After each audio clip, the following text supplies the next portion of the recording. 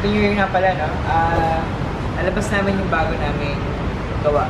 So, this is the, we call it the year opener na 2021 for Iron Makina Custom.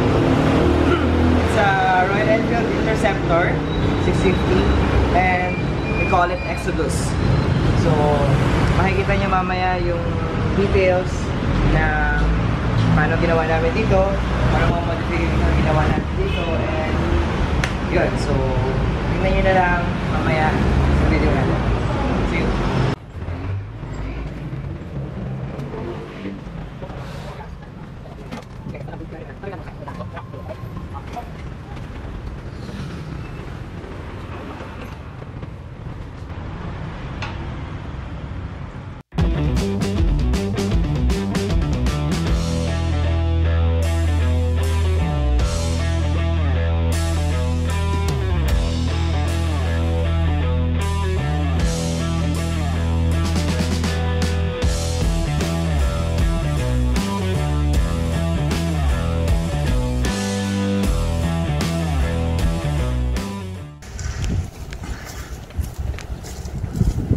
Hi again! So, welcome again sa bagong episode ng Iron Makina Custom.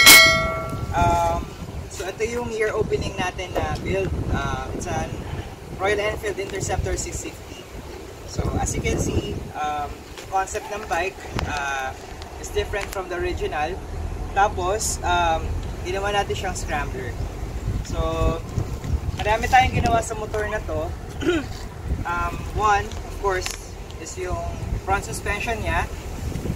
Makikita nyo. Ayan. So, as you can see, winiden natin siya. So, nag-oversize tayo ng tires. The story behind this kasi, originally, ang gusto na may-ari is yung ganitong kalalaking tires. So, what we did was, bumili na kami ng tires, and then after that, hindi pala kasya sa front suspension. Kasi this is 140 by 17. So, medyo malaki siya. Again, ang pinakasagad ng Royal Enfield Interceptor, which is the original one, is only 120, I guess. So, parang medyo maliit siya. So, dahil gusto natin siyang palakihin, ayan. So, ginawa natin siya ng bagong T-post at triple T's. So, this is made by Arman Soriano. Ayan. So, kagandahan nito, hindi siya CNC. This is milled machine. So, ibig sabihin, sa machine shop siya ginawa. So, very precise, maganda, galing. So, shout out kay Mr. Arman Soriano.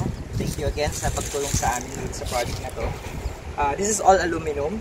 So, as you can see, medyo 60mm yan, yung kapal niyan.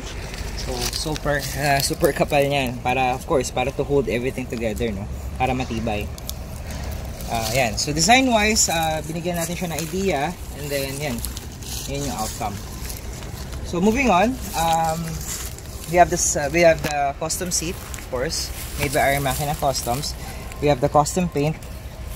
Sorry. So we have the custom paint. Medyo simple lang yung ginawa natin dito sa tank kasi we want to retain the original black. Kasi as much as possible, we want it clean, simple as possible. Wala masyadong loud colors. Powder coat tayo ng side cover ng engine and then the top cover as well. Ayan, so powder coat natin siya.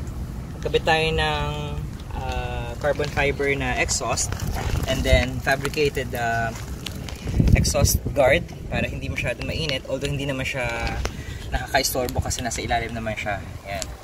And then we have the refabricated side cover. So binatasan natin siya, nilagyan natin siya ng design and then naglagay tayo ng logo ng Iron Makina. Plus, ito pa, medyo madami to, no? So, ayan, makita nyo siya. So, sa rear part nito, makikita nyo, nag-shorten na tayo ng chassis. So, pinutol natin yung chassis, and then, minove forward natin siya. So, yung total seat length ay 20 or 19, I think 21 inches, no? So, good enough para sa dalawang tao. We have the custom fenders. This is unconventional kasi as you can see, hindi siya yung typical na fender na nakabend. So, ang ginawa natin dito, gumawa tayo na medyo modern-ish na fender. So, puro kanto siya. Kasi, it complements the whole look of the bike kasi since it's scrambler. So, parang modern scrambler yung look niya. Plus we have the detail and the laser engraved na logo na Iron Makina. We have the LED lights as well, plus the signal lights, pin lights. And then on the other side, same din. Makikita nyo, of course, the carbon fiber exhaust, the exhaust cover, and then the powder coated powder coated covers as well. Ito, makikita nyo yung speedometer niya, dito namin siya nilagay. I think makikita nyo sa Google and everything. Dito nila nilalagay kasi siguro hindi masyadong, kasi pag nilagay mo dito sa harapan, anong nangyayari? Medyo malaki siya tingnan. And it covers the whole thing, especially yung front area niya. So, we decided na dito na rin din nilagay, no? So, kinain na lang natin yun. And then, if you can see, if you notice also pala, I forgot to say, yung length namin or yung height namin, tumaas siya. This is, tinaas namin siya ng almost 1 inch, at least 30 mm. Yeah. So gumawa tayong lifter. This is not aluminum. So tool steel yung ginamit natin diyan para matibay. So yan. Fabricated din siya. So para matibay talaga yan, no? Yung ginawa natin siya. And then we have the Exodus badge. So yan, laser engraved din tayo ng Exodus badge para lahat ng logo natin naka-etch talaga siya. Okay, so moving on, the handlebar, this is a low-rise handlebar, Iron Makina Customs handlebar. Yan. And then we have the bar and mirrors. So yan, yun yung mga parts na kinabit natin dito sa bike na to. And then we have, sa front naman, again, the customized fender. So parehas to nung nasa likod natin. Details and everything parehas siya. And then we have the headlight. So this is a 7-inch headlight. Plus, meron siyang round tip na mahawak sa mismong headlight. And then we have the honeycomb stone guard para mas mayabang yung dating niya. No? So as you can see, with the tires naman, ginamit tayo ng Karoo 3. It's a Metzeler's Karoo 3 off-road tires. So kagandahan sa Karoo 3 kasi medyo aggressive talaga yung design niya. So this is one of the nicest looking tires na nakita natin sa market. So shout out din sa Motor World kasi sa kanila nagaling mo. So ayun, all in all yung build natin, maganda siya, premium, makinis, malinis lahat. So detailed, very detailed yung design. And same time, functional. So nagagamit siya. So anywhere, on and off-road, pwede siyang gamitin.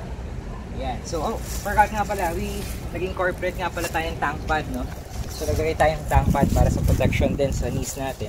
Yan, kasama pala yan siya. So, hopefully, magustuhan nyo yung bike. Comment down below if ever na may mga comments kayo. And then, may mga questions kayo, pipilitin namin sumagot. Yan. So, again, hopefully, magustuhan nyo siya. Don't forget to subscribe, like, and share our Facebook page and Instagram, plus the YouTube channel. So, yan. Stay tuned lang kayo sa susunod natin build. Marami pa tayong ilalabas ng mga build, no? So, yan. Antayin nyo lang yan. And, yeah, hope you guys see you soon and ciao!